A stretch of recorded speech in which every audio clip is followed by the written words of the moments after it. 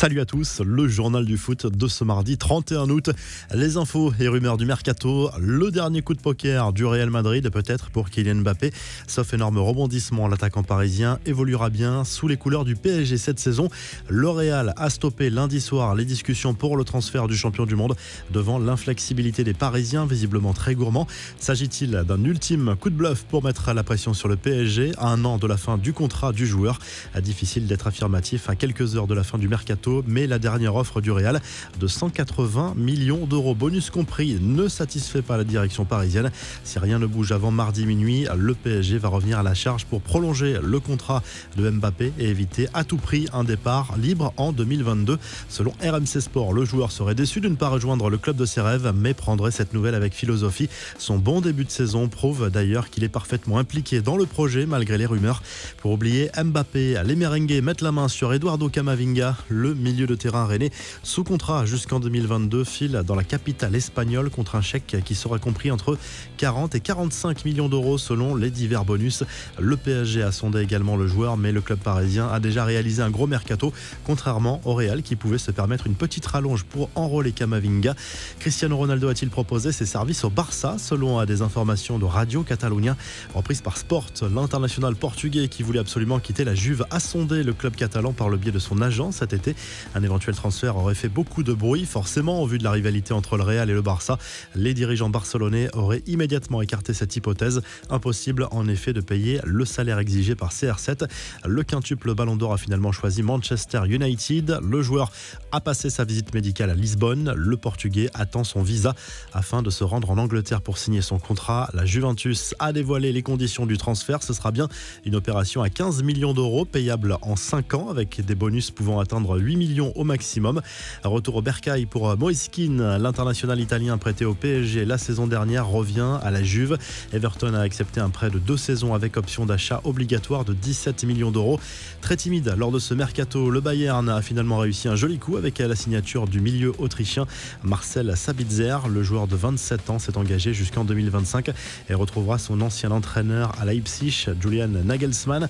Enfin, l'OL va peut-être faire chou blanc dans la recherche d'un attaquant. Le buteur iranien Sardar Azmoun est bloqué par le Zénith.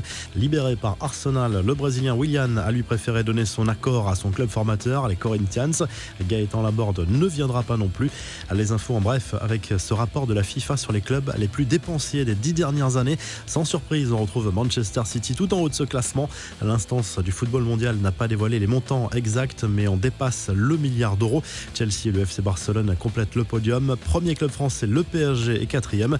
Le marché des transferts dans le football a provoqué 41,1 milliards d'euros de dépenses entre 2011 et 2020. Les retrouvailles de l'équipe de France à Clairefontaine, sans Dayo Upamecano, forfait, est remplacé par Clément Langlais. Il faut tourner la page de l'échec à l'Euro et se tourner vers le Mondial 2022. Les éliminatoires reprennent avec 3 matchs contre la Bosnie, l'Ukraine et la Finlande. Les 4 petits nouveaux n'ont pas échappé au traditionnel bizutage en chanson. Comme le veut la tradition, Théo Hernandez, Moussa Diaby, Jordan Verretou et Aurélien Tchouaméni ont poussé la chansonnette. Avis de tempête autour du défenseur de l'Olympiakos, Ruben Semedo, soupçonné de faits graves sur une jeune fille de 17 ans. Le joueur qui évolue à l'Olympiakos a été arrêté par la police, placé en garde à vue avant d'être présenté à la justice. Une info média, Nicolas Anelka intègre l'équipe de RMC Sport pour cette saison en tant que consultant pour les soirées de Ligue des Champions, mais aussi à la radio sur RMC pour l'émission Roten sans flamme. Viré par Canal, Stéphane Guy commentera lui des rencontres européennes pour la chaîne. Enfin, ce bel hommage à la nouvelle star du PSG, un graffeur supporter du club a réalisé une sublime fresque pour souhaiter la bienvenue à l'Argentin. L'œuvre éphémère est visible dans le 18e arrondissement de la capitale. La revue de presse, le journal L'Équipe décortique à nouveau les dernières infos sur l'avenir de Kylian Mbappé, bien parti pour rester dans la capitale française cette saison. Le Real Madrid est revenu plusieurs fois à la charge, mais le club parisien s'est montré un peu trop gourmand aux yeux du club merengue. En Espagne, Marca confirme la tendance sur l'avenir de l'international français et affirme que le Real reviendra à la charge dès le mois de janvier si le champion du monde ne prolonge pas son contrat d'ici là dans la capitale française. Les dirigeants merengues ont bouclé l'opération Camavinga. Le journal Sport se penche également sur cette fin de mercato estival avec les derniers objectifs du Barça.